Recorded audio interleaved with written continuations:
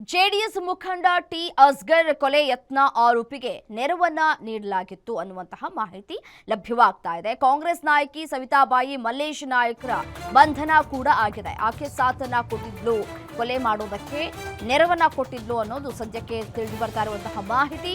ಮಾಯಕೊಂಡ ಕ್ಷೇತ್ರದ ಕಾಂಗ್ರೆಸ್ ನಾಯಕಿ ಸವಿತಾಬಾಯಿ ದಾವಣಗೆರೆಯ ಆಜಾದ್ ನಗರ ಠಾಣೆ ಪೊಲೀಸರಿಂದ ತನಿಖೆಯನ್ನ ತೀವ್ರಗೊಳಿಸಲಾಗ್ತಾ ಇದೆ. ಸವಿತಾಬಾಯಿಯನ್ನ ವಶಕ್ಕೆ ಪಡೆದುಕೊಂಡು ವಿಚಾರಣೆಯನ್ನ ನಡೆಸ್ತಾ ಇದ್ದಾರೆ ಪೊಲೀಸರು. ಕಳೆದ ಅಸೆಂಬ್ಲಿ ಚುನಾವಣೆಯಲ್ಲಿ ಟಿಕೆಟ್ ಕೈ ತಪ್ಪಿದ್ದಕ್ಕೆ ದ್ವೇಷವನ್ನ ಸಾಧಿಸಿದ್ದಾರೆ ಸವಿತಾಬಾಯಿ ಅನ್ನೋ ತನಿಖೆ ಸಂದರ್ಭದಲ್ಲಿ ಗೊತ್ತಾಗ್ತಾ ಇದೆ. ಅದೇ ದ್ವೇಷದಲ್ಲಿ ಜೆಡಿಎಸ್ ಮುಖಂಡ ಟಿ ಅಸ್ಗರ್ ಕೊಲೆ ಯತ್ನಕ್ಕೆ ನೆರವು ನೀಡಿರುವಂತಹ ಆರೋಪ ಕೇಳಿಬಂದಿದೆ.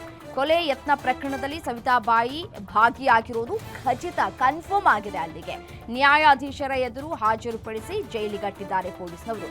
ತಲೆಮರೆಸಿಕೊಂಡಿರುವಂತಹ ಆರೋಪಿಯ ಬಂಧನಕ್ಕೆ ಪೊಲೀಸರು ಹುಡುಕಾಟವನ್ನ ನಡೆಸ್ತಾ ಇದ್ದಾರೆ. ಕಾಂಗ್ರೆಸ್ನ ನಾಯಕಿ ಅರೆಸ್ಟ್ ಆಗಿದ್ದಾರೆ. ನವೆಂಬರ್ 10ರಂದು ಈ ಟಿಪ್ಪು ಜಯಂತಿಯಲ್ಲಿ ಪಾಲ್ಗೊಂಡಿದ್ದಂತಹ ಅಸ್ಗರ್ ಕಾಂಗ್ರೆಸ್ ಮುಖಂಡ ಈತ ಖಾಲಿದ್ ಪೈಲ್ವಾನ್ ದಾಳಿ ಮಾಡಿದ್ದಾರೆ. ಚಾಕುವಿನಿಂದ ದಾಳಿ ಮಾಡಿರೋದ್ರಿಂದ ಇದೀಗ ಗಂಭೀರವಾಗಿ ಗಾಯಗೊಂಡಿದ್ದಾರೆ.